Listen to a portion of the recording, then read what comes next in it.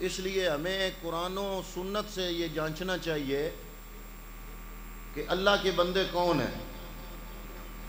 یا الہ العالمین، ہم سادہ سے مسلمان، ہم سمجھ نہیں رہے۔ یا الہ العالمین، تیرے بندے کون ہیں، ان کی علامتیں کیا ہیں، ان کی نشانیاں کیا ہیں۔ اللہ رب العالمین نے سورہ الفرقان کے اندر اس پورے رکوع کے اندر اپنے نیک بندوں کی نشانیاں بیان فرمائیں۔ اللہ نے فرمایا وَعِبَادُ الرَّحْمَنِ الَّذِينَ يَمْشُونَ عَلَى الْأَرْضِ هَوْنًا۔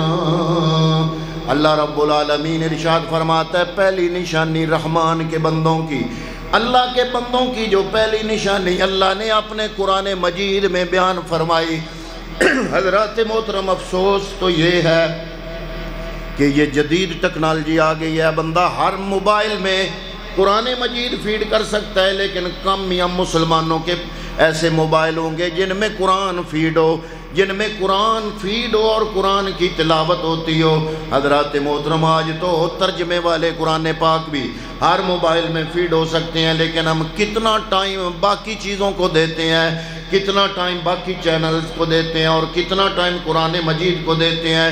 کاش ہم اللہ کا پاک کلام اس کی طرف توجہ کرتے ہوتے۔ ہم جرمنی سیکھ سکتے ہیں، ہم باہر کے ملکوں میں جا کے 3 4 مہینے کے فوراً بعد وہاں کی زبان ہمارے نوجوان بولنا شروع کر دیتے ہیں۔ ڈچ زبان بولنا شروع کر دیتا ہے، رشین بولنا شروع کر دیتا ہے، چائنی بولنا شروع کر دیتا ہے، انگریزی بولنا شروع کر دیتا ہے۔ ساری زندگی اگر ہمیں سمجھ نہیں آتی تو صرف اپنے دین کی سمجھ نہیں آتی۔ وجہ یہ ہے کہ ہم قرآن سے دور ہو گئے۔ اللہ نے یہ پاک کلام، سچا اور سچا کلام جو ہماری ہدایت کے لیے نازل فرمایا تھا، اس کے ساتھ ہم مسلمانوں نے ظلم کیا، اور لوگوں نے کیا کرنا تھا، ہم نے اس سے خود اس قرآن مجید کے ساتھ ہم نے یہ ظلم کیا کہ ہم نے اس کو مردوں کی کتاب بنا دیا۔ تھی یہ زندوں کی کتاب، بنا دیا مردوں کی کتاب۔ ہر بندے کے دماغ میں یہ ہے کہ کوئی چاچا، بابا، دادا، نانا کوئی فوت ہو گیا تو پھر ہم نے قرآن کھولنا ہے، اس کی تلاوت کرنی ہے، کیونکہ قرآن اس وقت کھولا جاتا ہے جب کسی کو ثواب پہنچانا ہو۔ تو ہم نے قرآن کو صرف ثواب پہنچانے کا ذریعہ سمجھ لیا۔ یہ ایک فائدہ ضرور ہے کہ 1 ارب پڑھنے سے اللہ تعالیٰ نیکیاں عطا فرماتا ہے، لیکن یہ قرآن کا اصل مشن نہیں ہے۔ یہ ایک جھونگے کا فائدہ ضرور ہے کہ قرآن کی تلاوت کرنے سے ہر حرف کے بدلے ہمیں 10 نیکیاں مل جاتی ہیں، لیکن یہ مشن نہیں ہے۔ آج تو ہر بندے کا ذہن یہ ہے کہ اگر کوئی بندہ قرآن کی تلاوت کر رہا ہو، اوپر سے آ جائے کوئی تو وہ پوچھتا ہے کہ کس کو بخشنا ہے۔ یعنی قرآن کی تلاوت کا مقصد صرف بخشنا بخشانا۔ وہ کتاب جو زندوں کی ہدایت کے لیے تھی، ہم نے مردوں کی بخشش کے لیے اس کو مختص کر دیا۔ وہ کتاب جو زندگی کا نصاب تھی، ہم نے اس کو صرف اپنی وفات کے لیے مختص کر دیا۔ اور حضرات محترم، اگر بندہ خود پڑھے تو وہ تو بڑی بات ہے، پھر بھی بڑی بات ہے۔ اس پہ طرفہ تماشا یہ ہے کہ جب ہماری کوئی فوتگی ہو جاتی ہے، جس طرح دنیا کے کاموں میں ہم ونگار ڈالتے ہیں، ہم قرآن پڑھانے کے لیے بھی حافظوں کی ونگار ڈال لیتے ہیں۔ او جی حافظ بلائے ہیں میری ماں کے لیے، وہ پڑھ رہے ہیں۔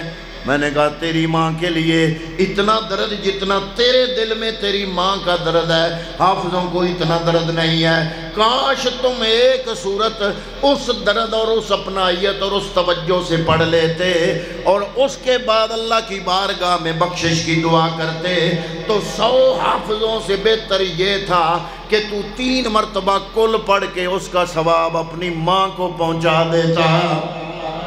افسوس افسوس، ہم نے اپنے دین کو نہ تو خود سمجھا، ایک پہیلی بنا دیا لوگوں کے لیے بھی، لوگوں کی سمجھ سے باہر ہے۔ ہمارا وتیرہ عجیب ہو گیا ہے، زندگی گزارنے کا انداز اور لہجہ عجیب ہو گیا ہے، ہر چیز ہم سمجھ لیتے ہیں۔ حضرات محترم، میں جیسے پہلے عرض کر رہا ہوں، ہمارا نوجوان چائنا جاتا ہے روزی کمانے کے لیے، 3 مہینے بعد چائنیز بول رہا ہوتا ہے۔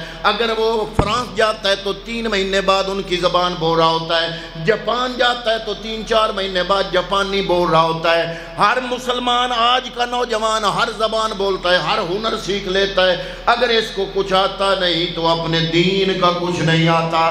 وجہ صرف اور صرف یہ ہے کہ ہم نے اپنے اس پاک کلام قرآن مجید جو ہدایت کی کتاب تھی، جس کے بارے میں رب العالمین نے دیباچے کے اندر ہی فرما دیا، الف لام میم ذالک الکتاب لا ریب فیہ، یہ تیرے ہاتھوں میں جو کتاب ہے، اس کتاب کے منزل من اللہ ہونے میں ایک ذرے کے برابر بھی شک کی گنجائش نہیں ہے۔